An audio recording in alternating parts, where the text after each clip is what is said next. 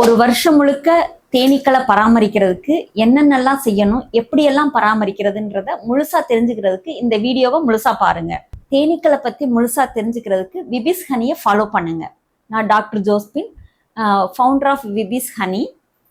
நான் கிட்டத்தட்ட 2006 ஆரம்பிச்சு இன்னைக்கு தமிழ்நாட்டில் நம்பர் 1 தேனி வளர்ப்பாளராக இன்னைக்கு வந்து செஞ்சிட்டு இருக்கேன். இதை வந்து ஒரு பெரிய தொழிலா வந்து இதை இன்னைக்கு செஞ்சிட்டு இருக்கேன். இந்த தேனி வளர்ப்புல நம்ம என்னென்னலாம் செய்யலாம், ஏன்னா மொத்தம் வந்து நம்மளுக்கு 4 கால பருவங்கள் வந்து இருக்குது. அதுல ஃபர்ஸ்ட் ஜனவரியில என்ன பருவம் ஆரம்பிக்குதுன்னா குளிர்காலம். குளிர்காலத்துல தேனீக்களை வந்து பராமரிக்கிறது, ஏன்னா ரொம்ப குளிரெல்லாம் நம்ம தமிழ்நாட்டுல கிடையாது. ஓரளவுக்கு குளிர் இருக்கிற காலம். அப்பதான் வந்து பனித்துளி, அதாவது தை பிறந்தா பூ பூக்குற மாசம்னு சொல்லுவோம். அந்த பூ பூக்குற மாசம் ஜனவரி, தை மாசம் ஆரம்பிக்கும். அப்ப துளசியில இருந்து ஆரம்பிச்சு வரிசையா ஜனவரி, பிப்ரவரி, மார்ச், இந்த 3 மாதங்கள், ஏப்ரல் வர கூட எல்லா மரங்களும், அதாவது மா, நெல்லி, கொய்யா, சப்போட்டா, பப்பாளியில இருந்து அத்தனை மரங்களும், வேப்ப மரம் வந்து மார்ச்ல பூக்கும். மே மாசம் வந்து அதாவது புங்க மரம், இது வந்து நல்ல தேன் கிடைக்கும். புங்க மரத்துல பயங்கரமா தேன் கிடைக்கும். வேப்ப மரத்துலயும் அதே மாதிரிதான். முருங்கை பயங்கரமா தேன் கிடைக்கும். மாமரம்லாம் அப்ப பூக்கிற காலம்தான். இந்த 4 மாதங்களும் நம்மளுக்கு வந்து நல்ல ஹை சீசன் சொல்லுவேன். அப்ப இந்த ஹை சீசன்ல பிப்ரவரி, மார்ச், ஏப்ரல், இந்த 3 மாசமும் நம்மளுக்கு அதிகமான தேன் வரத்து காலங்கள். இப்ப வந்து நம்ம பராமரிப்புகள் அவ்வளவு தூரம் இல்லை, ஏன்னா இந்த காலகட்டத்துல தேன் வந்து நிறைய கிடைக்கும். இதுக்கப்புறம் மே மாசம் வந்து பாத்தீங்கன்னா அந்த காலகட்டம் அப்படியே தொடர்ந்து வெயில் பருவத்துக்கு போயிடும். ஏப்ரல், மே, ஜூன், இது மூணு வந்து பாத்தீங்கன்னா பயங்கரமான வெயில் காலம்ன்றது நம்மளுக்கு வெயில் தானே, நம்மளே மனுஷங்களே வெளில போக முடியல. தேனி எப்படி வெளில போகும்னா அந்த டயத்துலதான் அதிகமா தேன் கிடைக்குது. ஏன்னா ஏப்ரல்ல வந்து பாத்தீங்கன்னா புங்க மரம் பூ பூத்தா அவ்வளோ தேன் வந்து நம்மளுக்கு வரத்து வந்து நிறைய இருக்கும். அந்த புங்க மரத்துலயும் சரி, அப்பதான் வந்து சந்தன மரம், செம்மரம், இந்த மாதிரி காட்டு மரங்கள் எல்லாம் பூக்கும். உசில மரத்துல பயங்கரமா தேன் கிடைக்கும். இந்த மாதிரி காட்டு மரங்கள் எல்லாம் பூக்கக்கூடிய காலம் இந்த காலம்தான். அப்ப வெயில் காலத்துல நம்ம பயப்பட வேண்டியதில்லை. வெயில் காலத்துல எதுவும் உணவு கொடுக்கணுமா அப்படின்னா கிடையாது.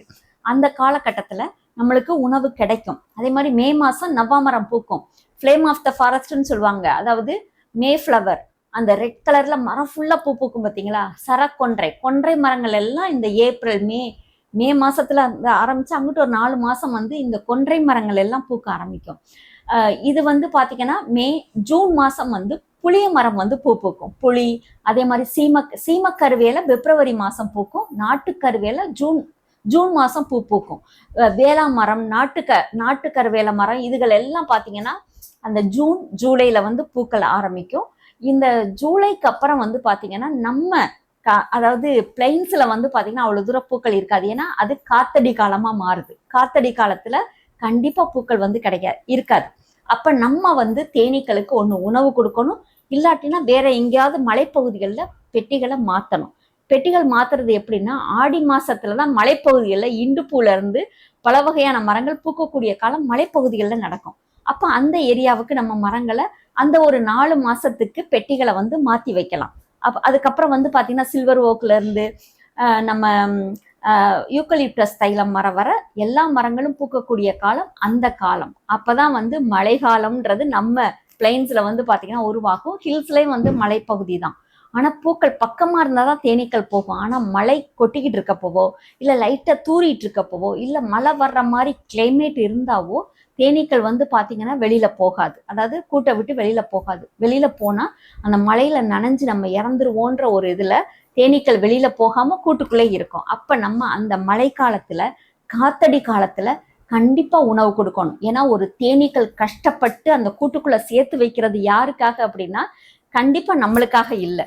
அந்த தேனீக்கள்கிட்ட இருந்து தேனை எடுத்துக்கிட்ட நம்ம அதுக்கு எப்ப தேவையோ அப்ப திருப்பி கொடுக்குறோம். எதை திருப்பி கொடுக்குறோம்னா கண்டிப்பா வந்து தேனை கிடையாது, ஒரு சக்கரை தண்ணி, இனிப்பு துளி ஏதாவது, இல்ல பழச்சாறு, எது வேணாலும் நம்ம வந்து இனிப்பா இருக்கிற பொருள் எது வேணாலும் நம்ம தேனீக்களுக்கு உணவா கொடுக்கலாம். கரும்பு சாறு கொடுக்கலாம், பழச்சாறு கொடுக்கலாம். இதுகள் எல்லாம் வந்து ஒரு தட்டுல பெட்டியில ஊத்தி வச்சிட்டோம்னா எப்பன்னா டெய்லி ஊத்தி வைக்க வேண்டிய அவசியம் இல்லை.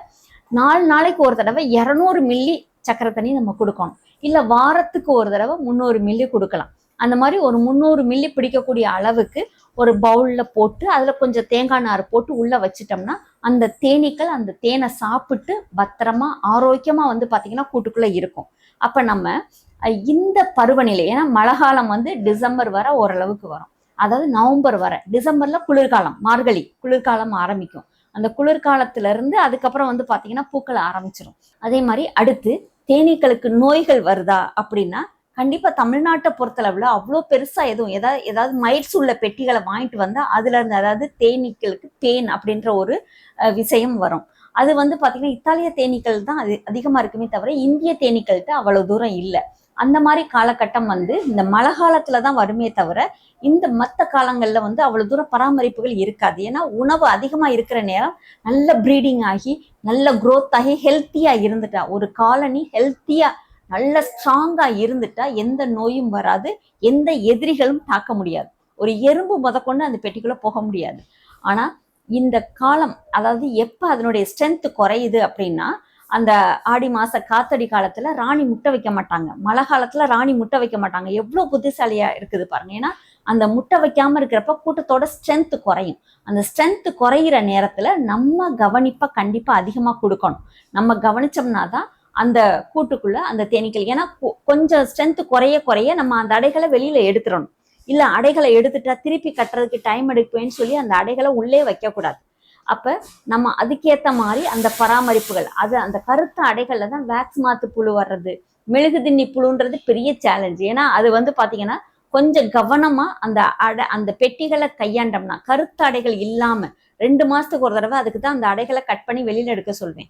அந்த மாதிரி கருத்த அடைகள் இல்லாம நம்ம கவனிச்சுக்கிட்டோம்னா கண்டிப்பா அந்த கூடு வந்து பாத்தீங்கன்னா ஆரோக்கியமா இருக்கும். அந்த மழை காலத்துல கண்டிப்பா நிறைய வந்து இடம் விட்டு இடம் மாறுறது, அந்த பெட்டியை விட்டு கூட்டை விட்டு ஓடி போறதெல்லாம் அந்த ஆடி மாசத்துக்கு அப்புறம் தான், அந்த ஜூனுக்கு அப்புறம் தான் இது எல்லாமே நடக்கும். அந்த காலகட்டத்துல கண்டிப்பா ஒவ்வொருத்தரும் கேர் ரொம்ப பண்ணணும். இல்லாட்டினா மைக்ரேட் பண்ணிடலாம்.